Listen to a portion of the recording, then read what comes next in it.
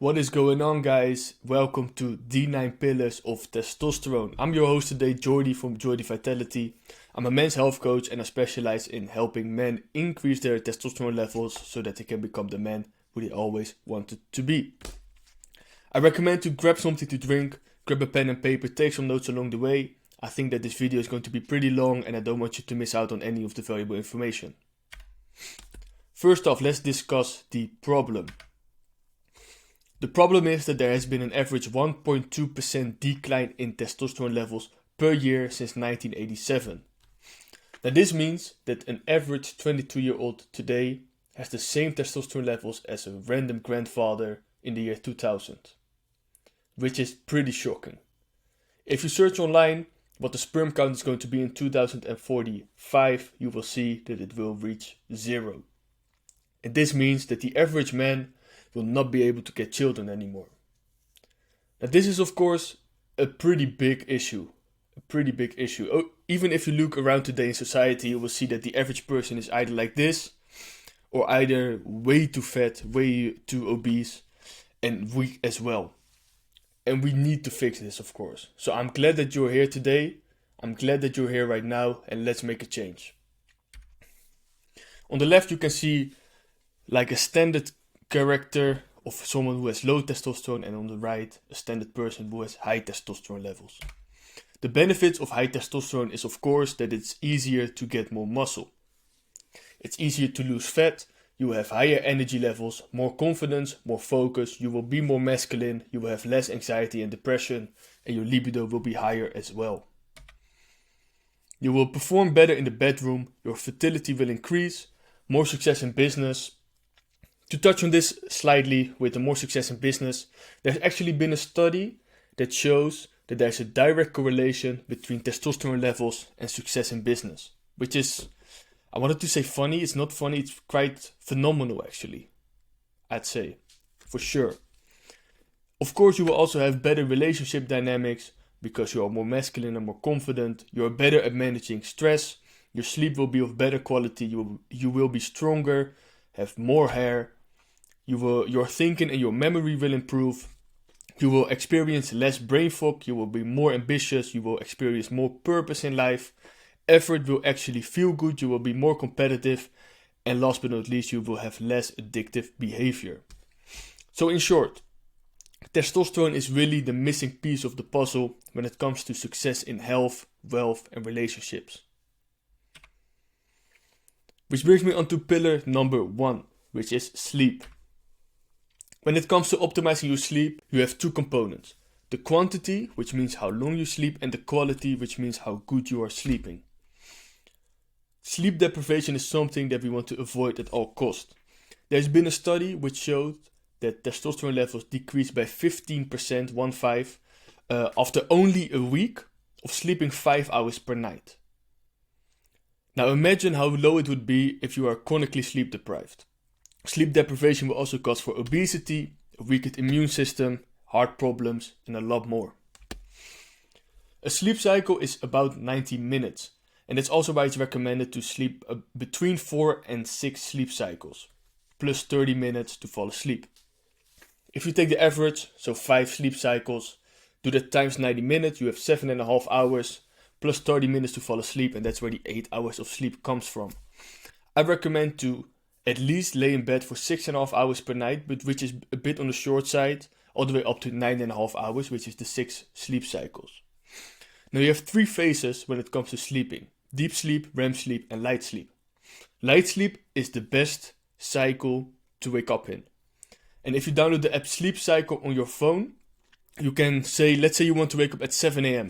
You can say, okay, I want to wake up at 7, and then you will be woken up between 6:30 and 7 whenever you are in a light sleep cycle. And this will result in you waking up feeling more rested. Have you ever experienced that you want to get out of bed at 7 a.m.? You wake up at 6, you feel kind of energetic. You think, I can tackle the day. I have an hour more to go in bed. Let's lay another hour. Then your alarm clock goes at 7 and it feels like a train has run you over. This is basically because at 6 a.m. you woke up in light sleep, but then you get back into a sleep cycle which lasts 90 minutes, there are 60 minutes between 6 and 7 a.m., so you do not complete a full sleep cycle, so you're likely to be woken up in REM sleep or deep sleep, which will make sure that you feel like a train has run you over. So that's the benefit of using Sleep Cycle, which you can just get on the App Store. As you can see over here, this is my Oura Ring. It will measure your REM sleep, deep sleep, light sleep, when you go to bed, when you wake up, etc. As you can see, I slept for 7.5 hours, was in bed for 8, which is perfectly the 5 sleep cycles plus the 30 minutes. REM sleep is more prevalent, is the right word, I think, during the second part of the night, as you can see over here. And deep sleep is more prevalent, I think that's the right word, forgive me if it's not, during the first part of the night. REM sleep is the sleep cycle where the most amount of testosterone gets produced. It's also correlated with longevity and with learning. Deep sleep is important for the restoration, repair and growth of muscles and a lot of other things as well, of course. And light sleep is the best sleep cycle to wake up. Don't confuse light sleep with being inefficient. Light sleep is still very important, however it is the best cycle to wake up on, so you just feel more energized. How do you actually improve the quality of your sleep? First of all, it's important to have a consistent sleep schedule. This way you will align your circadian rhythm so your body knows exactly when to be awake and when to be asleep. Next up, it is important to avoid large meals before bed, because this will basically fire up your metabolism and your body will be digesting the food and increasing your heart rate, and you just won't sleep the same as if you haven't eaten that large meal before. Next up is artificial light. And the reason that artificial light disrupts your sleep is because your body thinks that the sun is out. In the morning, artificial light will not set your circadian rhythm, so you will need to watch the sunrise. However, when the sleep drive, which is basically the sleep drive increases when you're awake, which is because of adenosine, but that's another topic that we won't go into today. But then artificial light will actually reset your circadian rhythm, and then your body thinks that it needs to be awake while you're just watching something on your phone and it's already 11 p.m. It's time to go to bed. But because you're getting artificial light from these lamps or from your phone or from your laptop or from the TV or whatever, it will disrupt your sleep and your melatonin. Next up, it is important to watch the sunrise and the sunset. The sunrise will basically wake your body up so that your body knows that it is time to be awake. And the sunset will actually protect yourself against some, not all, some of the negative damages done by artificial light on the release of melatonin. So it's crucial to watch both. You don't need to really, how can I say this, actually watch the sunrise, but it's important to be outside within the hour after the sun has risen and the hour before the sun is setting, if that makes sense. So let's say the sun is rising at 7 a.m, you just need to be outside between 7 and 8. You don't necessarily need to sit there from 6:50 waiting to when the sun rises.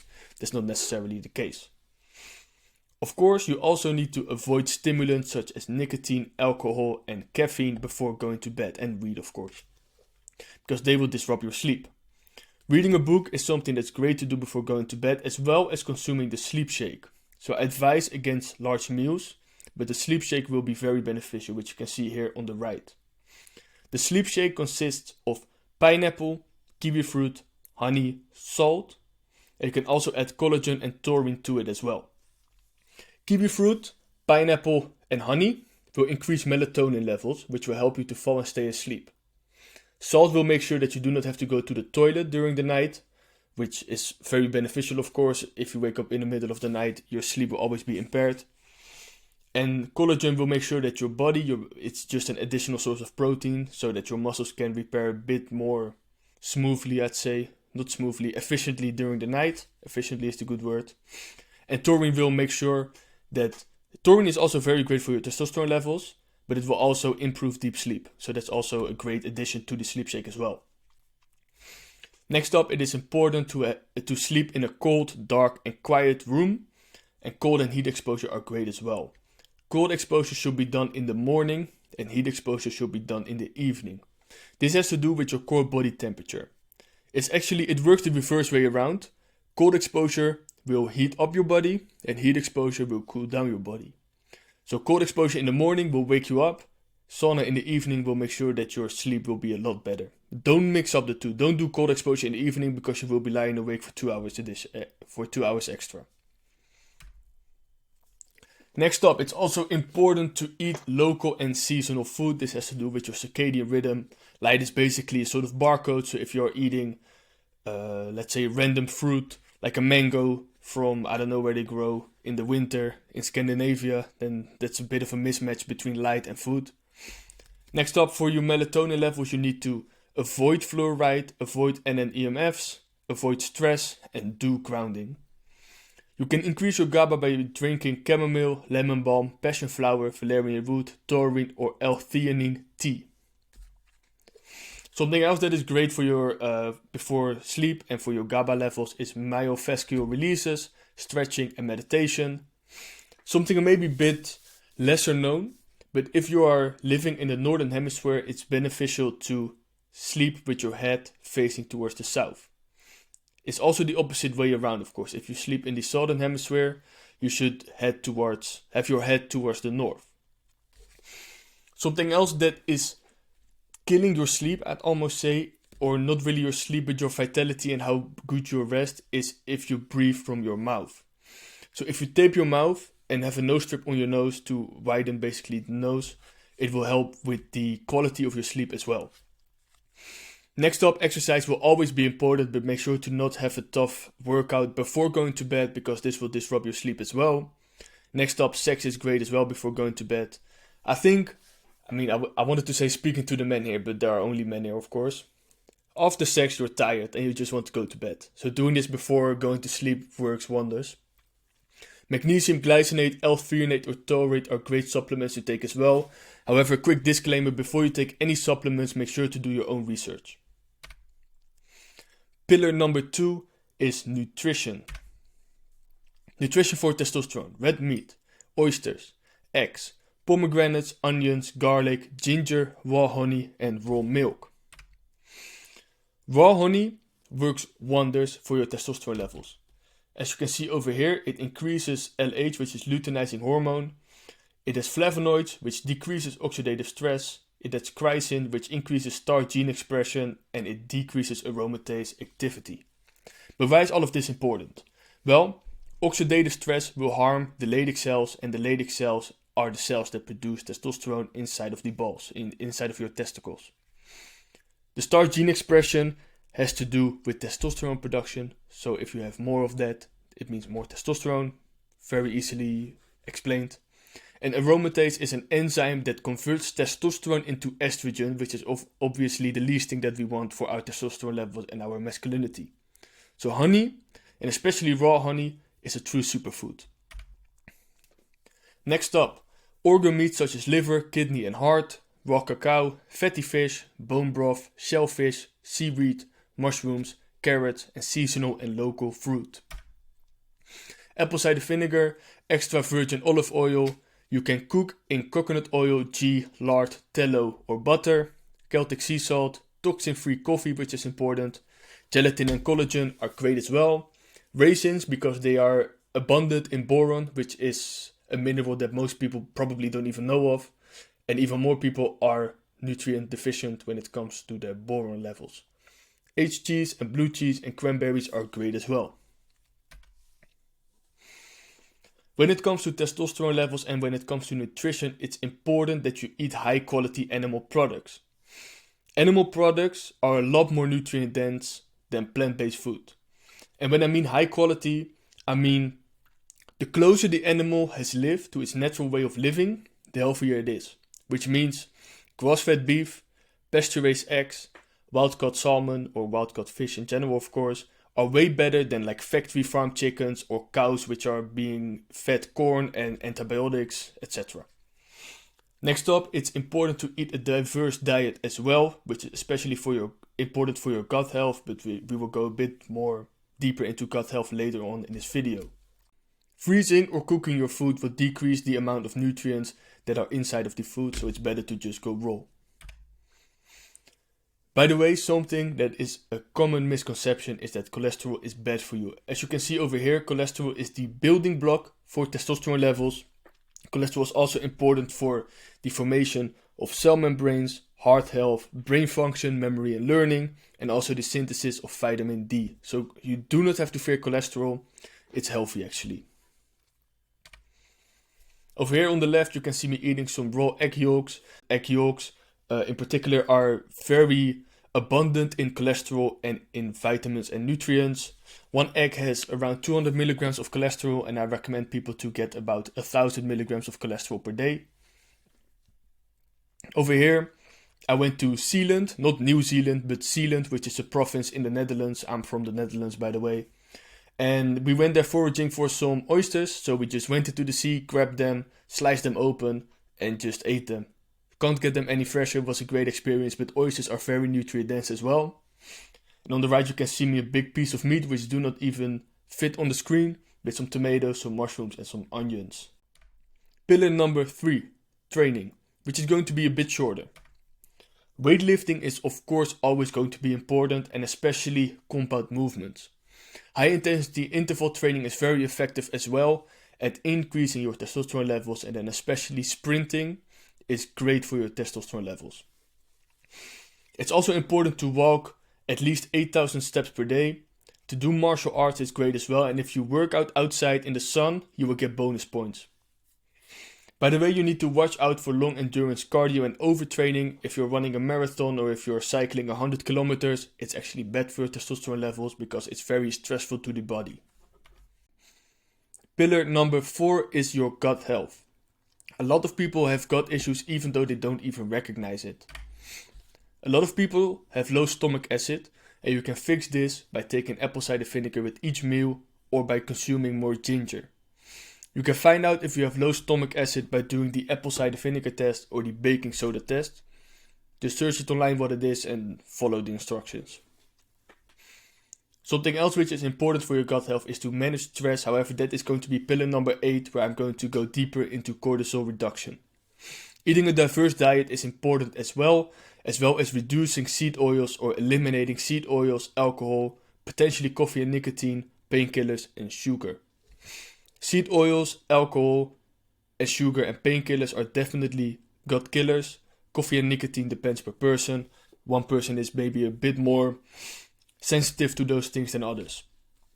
Kefir, kimchi, pickles and sauerkraut, I hope I didn't butcher that name. I probably did, but you can read it on screen, so I hope you can follow. Are great for your gut health as well. They are fermented food and they will populate the microbiome with beneficial bacteria. They will produce short-chain fatty acids, and short-chain fatty acids are very effective at healing the gut. Next up, you can take antimicrobials such as garlic, coconut oil and oregano, but watch out with this if you have leaky gut. What's up guys, it's me from the future. I see that I made a mistake in the presentation. Over here it obviously needs to be antimicrobial, so with an I between the B and the A. And I also have no idea why I have oils over here after oregano, so forget about it, my bad. I just wanted to make up for it and to make sure that there isn't any confusion about it.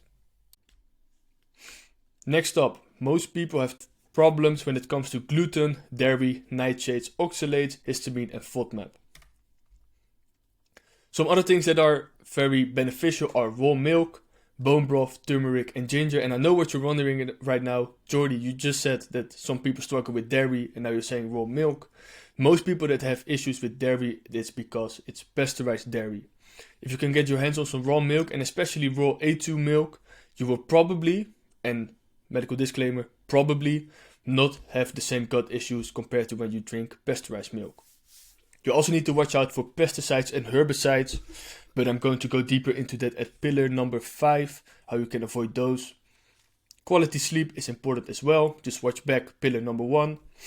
Watch out for parasites, mold and bacteria, and don't use antibiotics. I mean, only if it's necessary, of course. I'm not saying to never use it, but antibiotics wreak havoc on your gut as well. And finally, or funny enough, interactions with pets is actually beneficial for your gut health. Pillar number 5, lifestyle. Sun exposure is a non-negotiable. You need to get sun exposure every single day. Even if it's cloudy outside, the sun is still there. So make sure to go outside, get some sun on your skin, get some vitamin D, boost your testosterone levels and get all the other benefits that are linked to sun exposure. Sunning your balls is actually effective as well. And the reason for that is because the sun increases mitochondrial activity. Cholesterol gets converted into testosterone in the mitochondria, and testosterone obviously gets produced in the balls. As you can see over here on the bottom, red light therapy can be a sort of at-home version of sunning your balls if you want to. Of course, the sun isn't really comparable to a device. It will never be, because nature will always be superior to technology, at least especially with these type of things. But red light therapy has many benefits alongside quicker wound healing, better recovery after exercise, and it will also increase the time that it takes for your muscles to fatigue during exercise. So red light therapy is very beneficial as well. Next up, when you are sleeping, don't wear underwear, because your balls will heat up and that will disrupt your testosterone levels. And you're sleeping for hopefully around 8 hours a night, so that would mean that 1/3 of your life your balls are overheating, which isn't really beneficial. Next up, prayer or meditation works wonders for your cortisol levels, as well as grounding. Grounding is very effective at reducing oxidative stress. Watching porn and masturbating is a no-go. It's a non-negotiable. We're not doing that anymore. It's 2024, guys. Get over it. Competing and conquering and winning is important for your testosterone levels as well. And this also have to do, you don't need to go to England and fight a battle there with knights and swords, of course. That's not necessarily what I mean. I mean, feel free. Just kidding. But it also means to conquer yourself and your own limitations. But I'm going to go a bit more into that with pillar number 9. And then you have the trinity, the C trinity of DHT, which is cigars, coffee, and creatine. Testosterone is effective, of course. DHT is about 3 times more effective. Testosterone can get converted into estrogen, but DHT cannot. So DHT is very important to have enough of as well. Pillar number 6 is your thyroid. T3, which is one of the thyroid hormones, is the active form, is needed for cholesterol to get converted into testosterone levels. Your thyroid is important for your metabolism and your energy levels, and make sure to avoid cruciferous vegetables, grains, nuts, seeds, goitrogens, intermittent fasting or intermittent fasting for your thyroid health. And the reason that I say that you need to avoid intermittent fasting is because it decreases the T3 production inside the body. It will also increase adrenaline and cortisol, which are bad for your metabolism and your testosterone levels, and it decreases melatonin production, so it will harm your sleep as well. Notice that most people who do intermittent fasting feel better. That is because of the produced adrenaline. So you feel more energized, you feel better naturally, because your body needs to survive. So if you do that for about 3 months, your metabolism will decrease and it will bring problems. So it's just best to avoid it altogether. At least that's what I would advise and recommend. Also make sure to get enough calories and enough carbs so your body actually has the fuel to do the right things. T4 is the inactive form of the thyroid hormone, and it needs to get converted into T3 to become active and basically so your body can use it. T4 is tyrosine, I hope I pronounced it right, with iodine. And B12 and selenium are crucial when it comes to the uptake of iodine. Apart from that, it's also important to get enough magnesium, vitamin A and zinc for the conversion of T4 into T3. Make sure to avoid fluoride and bromine because they wreak havoc on your thyroid health. Fluoride is found in tap water and in your toothpaste, and bromine is found in bread. For T3 you also need selenium. If you don't have enough selenium, it gets converted into a basically inactive T3, which is sort of, it's useless basically. To describe it very easily, it's just as a sort of storage form, so T4 doesn't get produced too much, so it gets converted into inactive T3 if there's not enough selenium. If there is enough selenium, it gets converted into the useful form of T3. Very basic explanation of it. It's also important to sleep properly and to do the training, such as pillar 1 and pillar 3. And it's also important to detox the liver, and we're going into that right now at pillar number 7, which is about toxins. You need to avoid herbicides and pesticides, BPA, which can be found in microplastic, receipts, canned food, and toilet paper. BPA reduces the synthesis of testosterone, so we don't want that. Benzophenones, I hope I pronounced it right, and oxybenzone, which can be found in sunscreen and in cosmetics.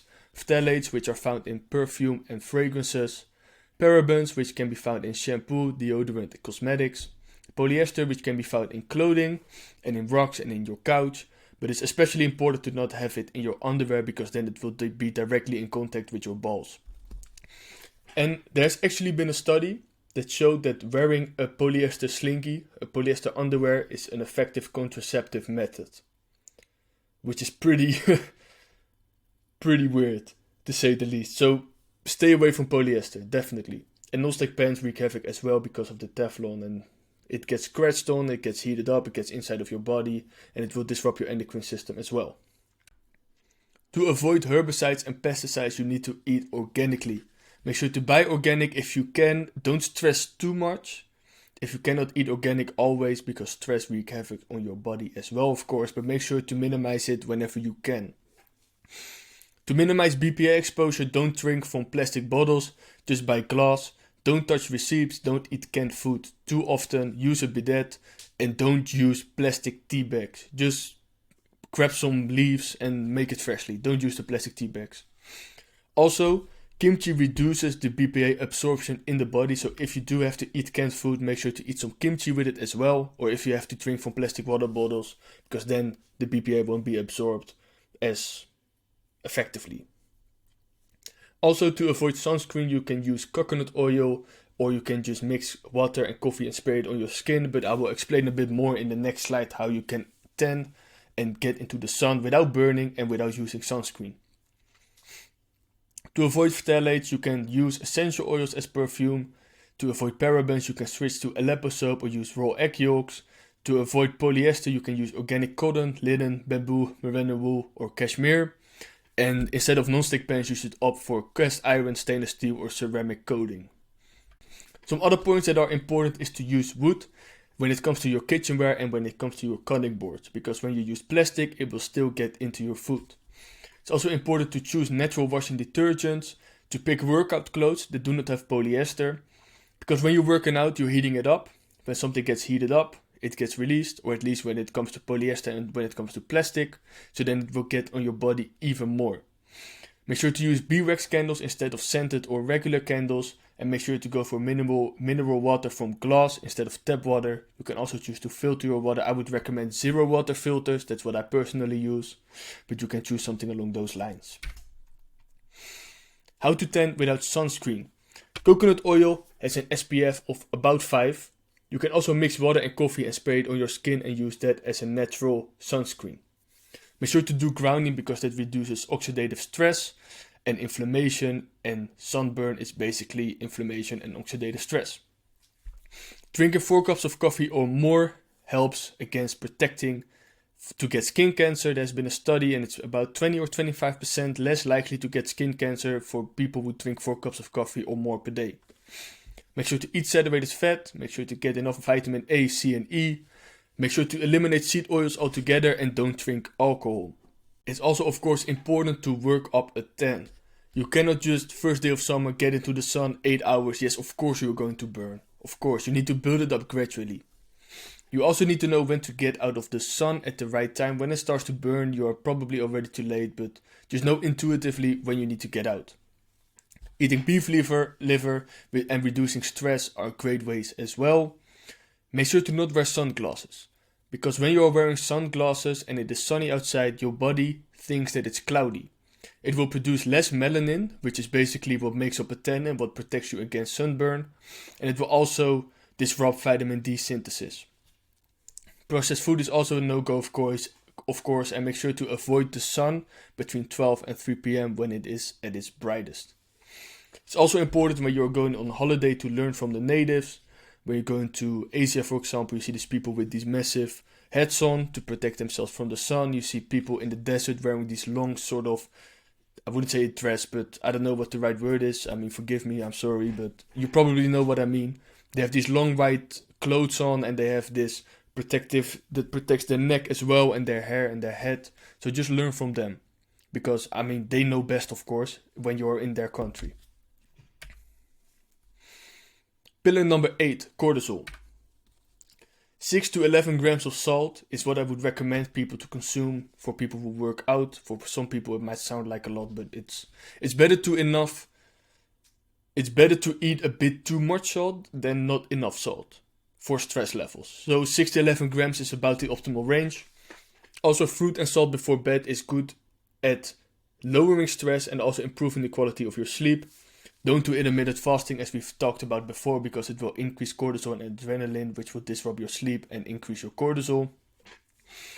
Grounding is very effective at reducing oxidative stress and cortisol as well. Make sure to eat enough carbs. Make sure to lower your screen time, because when you're on your phone and you're scrolling on TikTok and watching all these Instagram reels, you're basically being bombarded with information.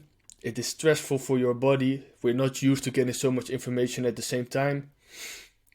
And when you see something stressful, your body cannot recover from the cortisol, because you're still getting bombarded with new stuff. So you need to take time from your smartphone, from social media, in order to get your cortisol levels to baseline again. Prayer and meditation are great as well when it comes to cortisol, and walking in nature is maybe even the most important part and the most effective part when it comes to cortisol. Nature, go to the forest for your rest. Walking in nature is a go-to way to take a break between work to remove your cortisol or lower it. Sun exposure is always going to be important, of course, and when you're walking in nature, you're immediately getting sun exposure at the same time. It's important to avoid non-native EMFs and artificial light, as they will cause more stress on our body. It's important to move enough and also to do some breathing techniques. Breathing techniques can be very effective when it comes to lowering cortisol. The 4-4-4-4 technique is basically 4 in, 4 hold, 4 out, 4 hold, also known as the box breathing. Alternate nostril breathing means in with one nose, out with the other, in with the one, out with the other. So it's basically like in, out, basically like that. And then you also have the 4-7-8, which means 4 in, 7 hold, 8 out. And it's always, of course, important to eat healthy. What's up, guys? It's me again, Jordy from the future. I want to add something to the part about cortisol. And I made a great reel about this, and I will add it to the video right now. You need to stop making this huge testosterone mistake. Your blood sugar levels are low when you haven't eaten anything. If your blood sugar levels drop even lower, your adrenals will produce adrenaline, and this will ramp up your cortisol levels. More cortisol means less testosterone. What exactly do you need to stop doing? You need to stop drinking coffee on an empty stomach. Instead, wait an hour after your first meal for your first cup of coffee. This will make sure that this doesn't happen. Make sure to follow me for more. Pillar number 9 is going to be the mental aspect.